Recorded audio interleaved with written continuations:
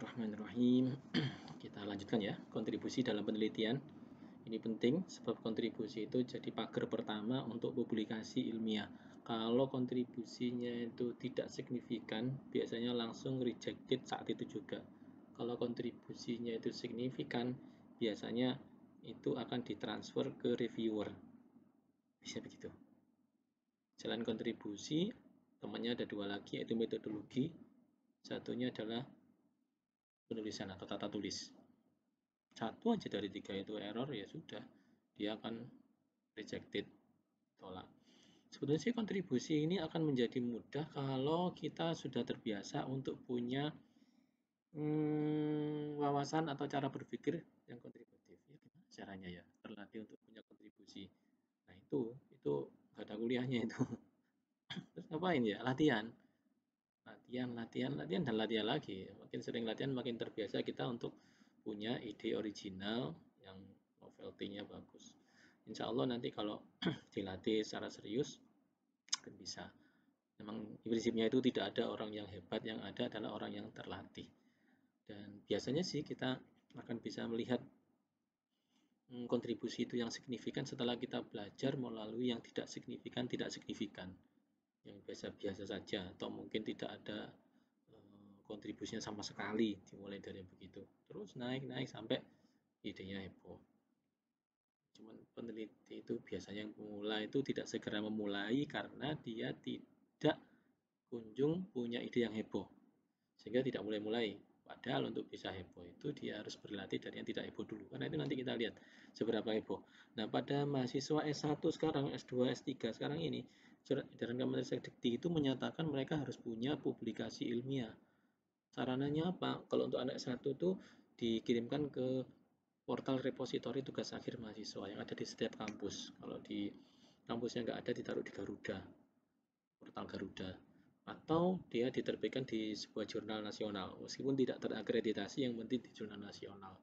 Ya, jurnal kampusnya sendiri misalnya begitu.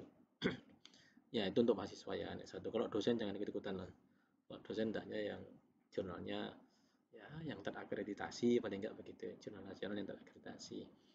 Tapi kalau dibiasakan ke jurnal nasional yang tidak terakreditasi, nanti direview sendiri, dibaca-baca sendiri, diterbitkan sendiri, dicetak di tempatnya sendiri, terus disimpan di lemarinya sendiri, terus direferensi sendiri, nggak lucu lah. Baik, kita ke S2. Kalau S2 itu harus ada makalah yang terbit di jurnal ilmiah terakreditasi. Jurnal nasional ilmiah ya, jurnal nasional terakreditasi itu sudah banyak di Indonesia saat ini, kita bisa milih. Dan biasanya para redaktur dan reviewernya itu sungguhan.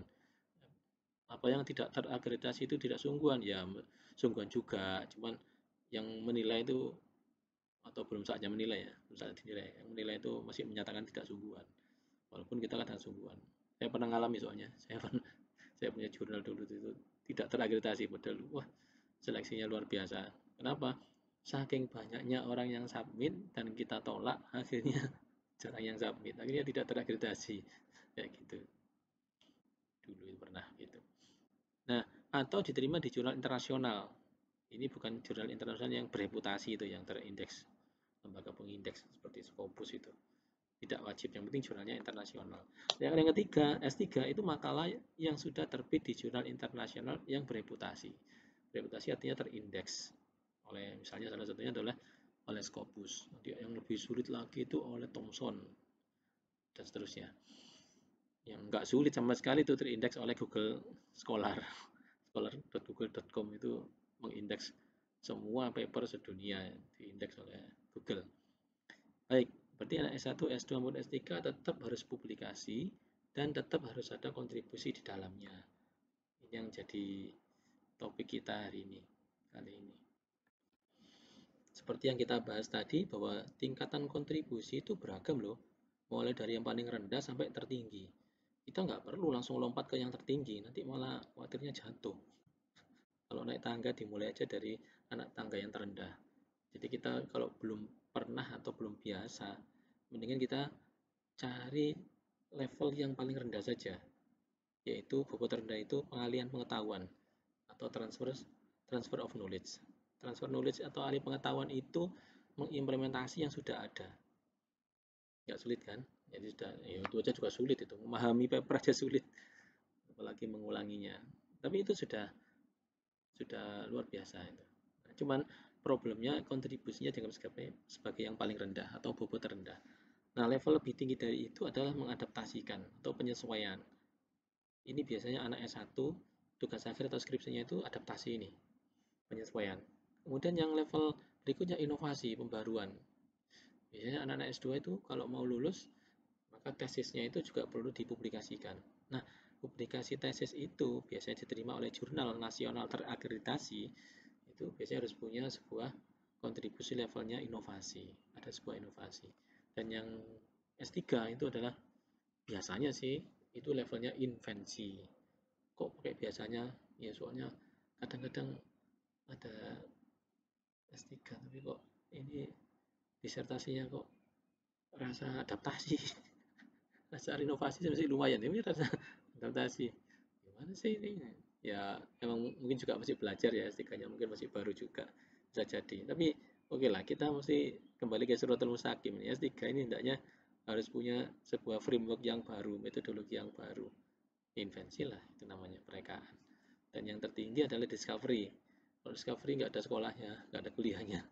Karena dia pengungkapan dan unsurnya ada spektakuler. Kalau sudah ke arah discovery biasanya penghargaannya berupa apa? Penghargaannya discovery. Ya, kalau invention, inovasi tadi jurnal jurnal ya, jurnal nasional terakreditasi misalnya. Kalau invention itu jurnal internasional yang bereputasi gitu. Kalau discovery itu Nobel. Ya, kalau invensi itu tadi selain jurnal internasional bereputasi juga paten, namanya juga invensi, dapat paten. Discovery harus yang lebih tinggi lagi, ya mungkin bisa menang Nobel dengan temuannya yang bagus itu. Kita ke taraf yang paling rendah dulu ya, taraf pengalihan pengetahuan. Artikel substansinya hanya berupa pengalihan pengetahuan atau ilmu yang sudah diketahui, itu level yang terendah, alih pengetahuan. Kalau kita mau belajar paling sederhana, paling mudah ya ini. Jadi papernya siapa, kita ulangi lagi, implementasi lagi. Biasanya ini kita pakai untuk mata kuliah. Jadi final project dari mata kuliah itu biasanya adalah existing research atau yang sudah dikerjakan oleh kakak kelas atau oleh dosen dan sudah dibikinkan laporannya, itu diulangi lagi. Kenapa? Karena biar memberikan experience, pengalaman melakukan sesuatu mulai dari awal sampai akhir secara komplit dan terjamin bahwa akhirnya nanti berhasil. Kok terjamin berhasil? Ya kan papernya sudah berhasil, sudah publikasi. Maka hasilnya outputnya harus persis dengan paper itu. Itu namanya ahli pengetahuan. Kita harus belajar dari situ. Karena itu kalau kita nggak biasa membaca pikiran orang, ya jangan haraplah bisa punya ide sendiri. Kalau bahasanya anak zaman now ini apa, belajar langsung ke Rasulullah gitu, nggak mau belajar ke ulama, ya itu mirip-mirip begitu itu. Jadi istilahnya dia tidak mau belajar dari yang existing ini. Kalau belajar dari existing ini berarti ilmu yang dipelajari oleh sebelum kita, generasi sebelum kita itu dipelajari dari generasi sebelumnya, sebelumnya dan seterusnya. Maka kita nggak usah riset tentang Newton, nggak usah, usah Newton itu, nggak usah kita mengcreate sebuah teori baru. Ini alih pengetahuan kita gunakan ada yang existing itu. Tujuannya soalnya untuk peningkatan pemahaman saja. Kalau kita sudah bisa mengimplementasikan itu, insya Allah kita akan paham alur kerjanya, metodologinya. Itu setiap paper kan kita sebut sebagai publikasi ilmiah ya. Ilmiah itu apa sih?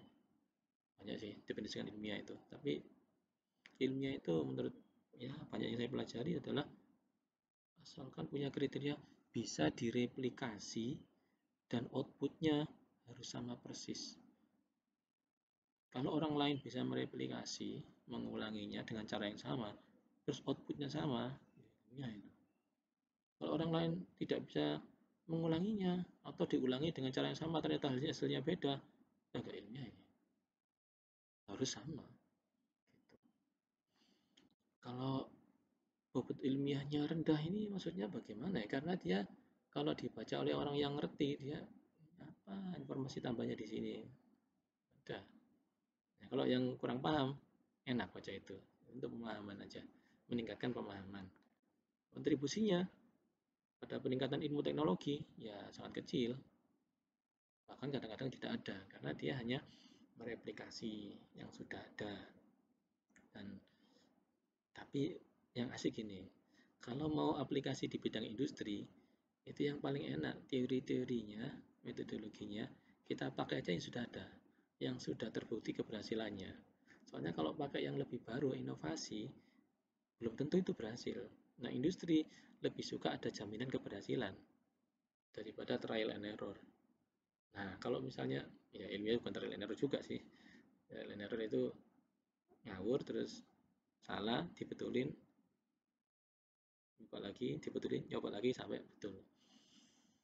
Industri itu biayanya soalnya sangat detail penghitungannya. Jadi kalau bisa mau nyoba sesuatu itu nyoba yang sudah terbukti keberhasilannya. Karena itu kalau pengabdian masyarakat biasanya agak sulit kita mempublikasikan hasilnya, karena hasilnya biasanya berasal dari suatu metodologi yang tidak ada inovasinya. Karena itu mungkin nanti perlu pelajari ada practical research, ada theoretical research. Bisa saja secara teori itu tidak ada kontribusinya, tapi secara praktis alias aplikasi itu ada teorinya. Maaf, ada kontribusinya. Secara praktis ada kontribusinya, secara teoritis mungkin tidak ada kontribusinya. Bisa aja hal baru. Nah, kalau di lingkungan akademis, skripsi sarjana atau tugas akhir paling tidak bertaraf ahli pengetahuan ini. Paling tidak, berarti kalau bisa jangan gitu ya.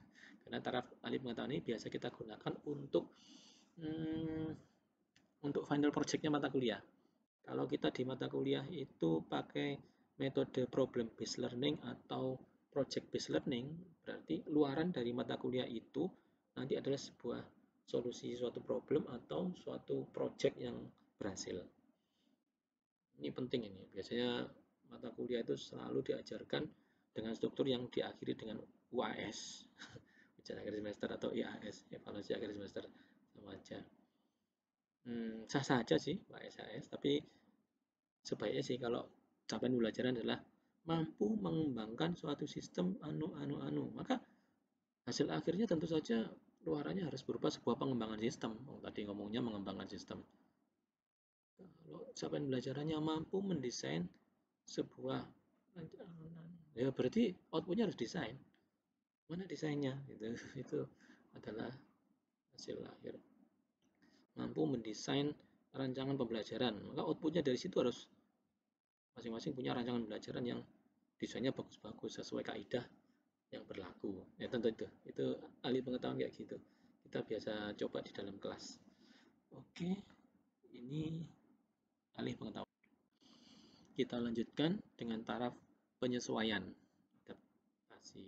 Artikel yang dihasilkan dari penelitian tahap penyesuaian ini, artikelnya juga tahap penyesuaian, itu bisa mencoba metode yang sudah terbukti manfaatnya pada masalah yang lain atau objek yang lain, tapi yang sejenis. Atau sebaliknya, meneliti ulang suatu objek atau masalah dengan pendekatan lain. Problemnya masih sama, tapi metode untuk memecahkannya kita ambil dari tempat lain. Metodenya masih sama, kita uji coba pada data yang berbeda. Kalau ini datanya data setnya itu X, ini data setnya Y. Kalau ini data setnya adalah mahasiswa, kalau ini data setnya adalah mungkin yang masih setara mahasiswa ya, siswa gitu. Atau mungkin santri, atau mungkin peserta training. Jadi kira-kira metodenya masih sama, teman. Datasetnya ini meskipun sejenis tapi berbeda. Tentu saja nanti akan ada penyesuaian-penyesuaian. Misalnya pengembangan suatu kurikulum untuk perguruan tinggi kedinasan berbeda dengan yang tidak kedinasan. Tapi kan prinsip perguruan tinggi sama, berarti ada penyesuaian nanti. Misalnya sebuah teori untuk machine learning. Kalau ternyata datanya berbeda, maka fitur-fiturnya juga berbeda. Learning rate-nya yang biasanya sedikit, ini harus lebih besar misalnya.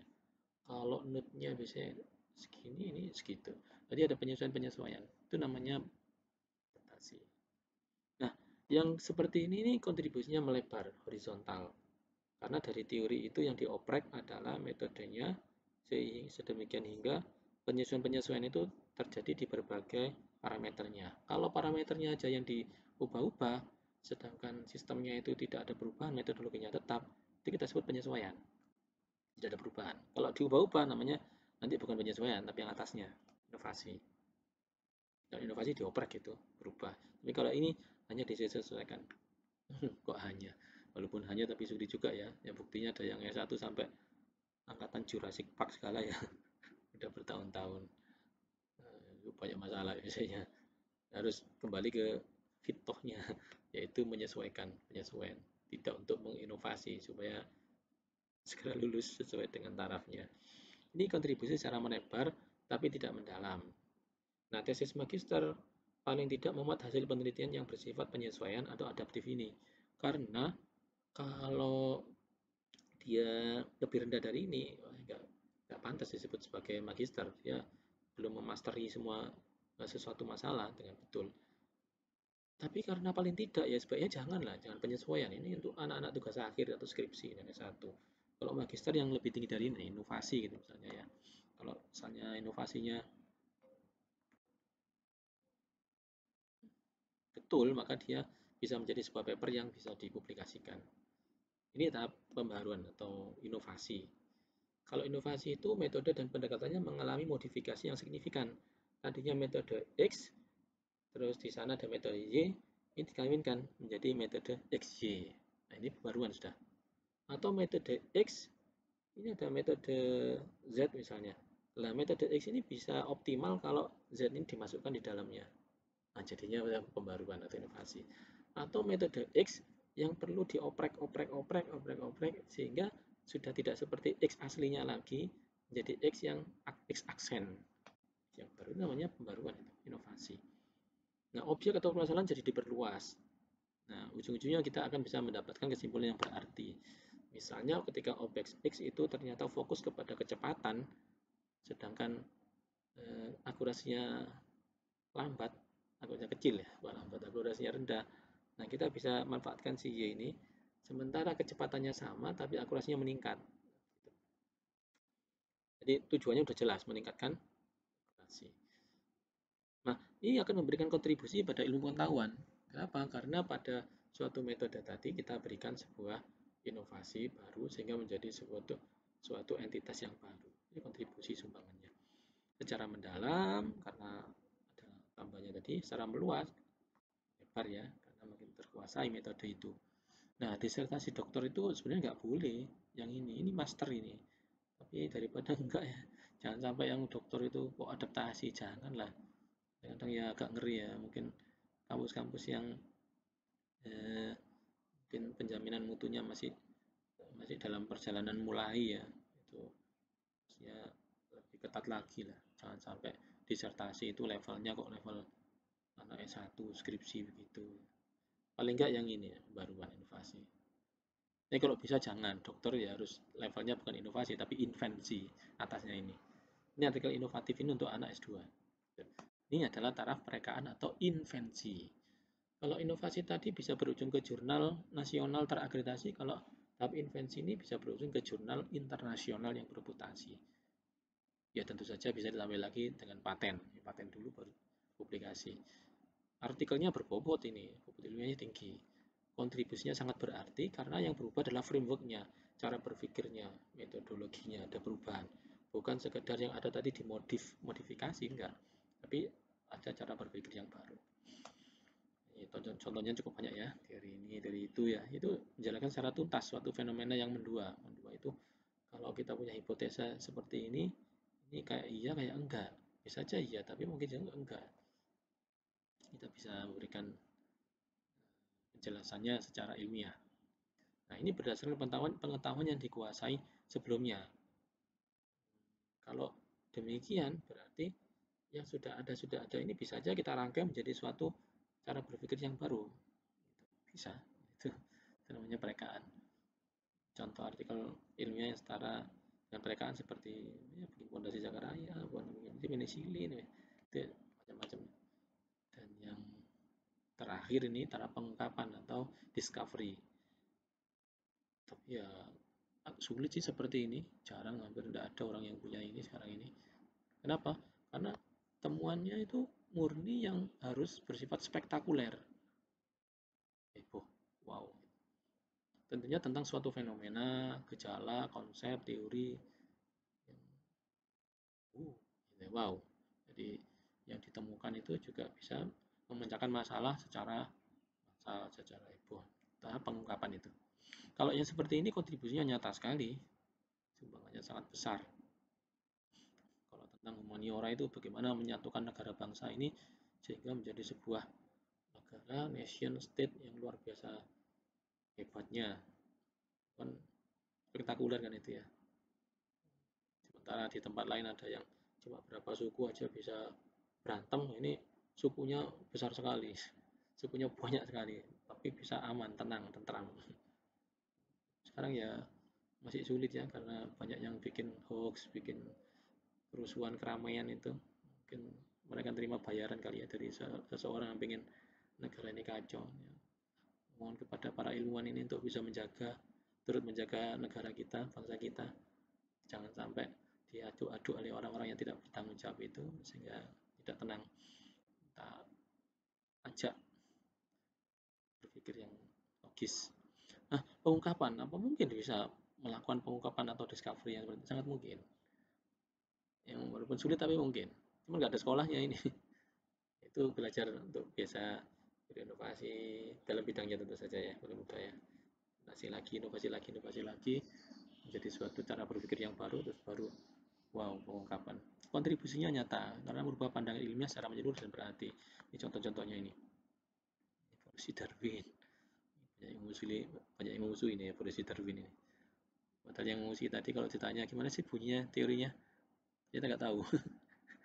Ya, harusnya tahu dulu baru nanti kalau mau bantah silakan secara ilmiah. Jangan pakai pokoknya itu gak ilmiah pokoknya itu.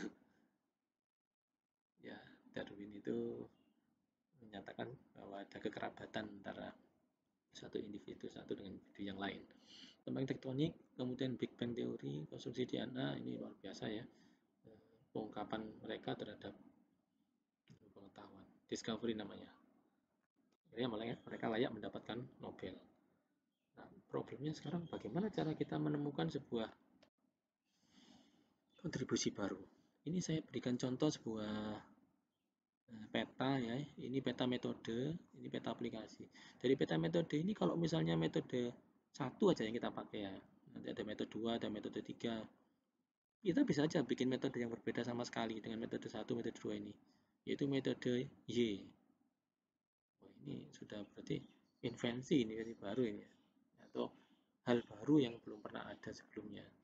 Tapi bisa juga sih dalam satu metode ini aja kita oprek sehingga setelah kita perhatikan di dalamnya ada varian nih. Metode 1 ini punya varian 11, 12. Ini kalau kita kawinkan atau kita optimasi atau kita geser ini itunya kita sesuaikan, nanti ini saya akan menjadi metode 13. Nah, metode 13 ini meskipun aplikasinya tetap dipakai oleh metode 11, 12, nanti dia menjadi sebuah kontribusi baru. Tetap di aplikasi yang sama. Nah, di aplikasi yang sama juga kalau metodenya betul-betul berbeda, ini bisa jadi invensi ini. Kalau Q1, Q2 ini Q3, Q4 kira-kira begitu. Nah, ini kita sebut dengan theoretical research. Nah, saya ingin menunjukkan yang application research yang tadi saya janjikan di depan. Application research itu aplikasinya yang berubah. Aplikasi 1, aplikasi 2, aplikasi yang ke X. Apalagi sekarang ada pandemi. Bagaimana sebuah aplikasi yang tidak terpikirkan sebelumnya, itu berarti aplikasi yang betul-betul baru. Kalau kita perhatikan, sebelumnya itu nggak ada seperti sekarang pandemi itu. Oh, tapi kan ada yang dulu mirip-mirip seperti itu. Ada, tapi nggak sebesar sekarang. Ini beda. Maka ini tidak lagi menjadi adaptasi semata, tapi bisa jadi menjadi sebuah inovasi, bahkan sebuah invensi. Nah, disinilah aplikasi baru tadi itu menemukan menemukan jalannya. Karena metodenya nggak berubah, masih metode yang dulu. Terus kalau kebesaran begini gimana? Ya kecilin, yang kecil sedikit bisa ada. Dari aplikasi satu aja, aplikasi satu kita survei di dalamnya ada berapa aplikasi nih variannya. Aplikasi 11, 12 dan seterusnya. Ini kita bisa setting menjadi satu aplikasi yang 1.3, misalnya begitu. Itu adalah varian dari aplikasi satu. Maka berarti ada sebuah inovasi baru pada level aplikasi. Gitu. Ini cara yang mudah seperti itu. Demikian, semoga bisa menemukan banyak inovasi yang bermanfaat. Kemudian dari inovasi ini kita akan menuju ke pelatihan untuk menemukan kontribusi tersebut. Itu sampai di sini saja dulu. Nampak di sini bahwa untuk bisa menemukan yang kuning atau yang hijau ini, seseorang harus mempelajari yang existing dulu. Metode 11, 12, 13, sampai bisa punya kebiasaan untuk membaca pikiran orang melalui tulisannya. Apa sih idenya itu? Nah, kalau sudah terbiasa gitu, maka akan mudah menerbitkan ide sendiri yang masih dalam bidang itu maksudnya. Gitu. Metode besar, nanti punya metode besar lain lagi masa yang akan datang. Gitu. Jadi yang nggak pernah membaca pasti tidak akan pernah menemukan masalah. Nah, yang banyak membaca seperti ini, metode 1 dibaca, 1 2 dibaca, 1 3 1 4 sampai 1 20 sampai 1 100 dibaca, maka orang tersebut akan punya banyak masalah. Punya banyak masalah, maka akan tersedia banyak solusi. Disitulah muncul inovasi-inovasi baru. Jadi makin sering kita membaca, akan makin banyak masalah yang muncul, sekaligus solusi yang muncul. Makin tidak ada masalah, masalahnya sudah habis dimakan oleh kakak kelas saya. Makanya masalahnya sudah terselesaikan semua oleh dosen saya. Orang-orang yang mengklaim bahwa masalah itu sudah habis di dunia ini, itu berarti dia tidak pernah baca. Makin tidak pernah baca, makin tidak pernah ada masalah di dunia ini. Dunia ini aman-aman saja. Demikian. Saya akhiri. Alhamdulillahirabbil alamin.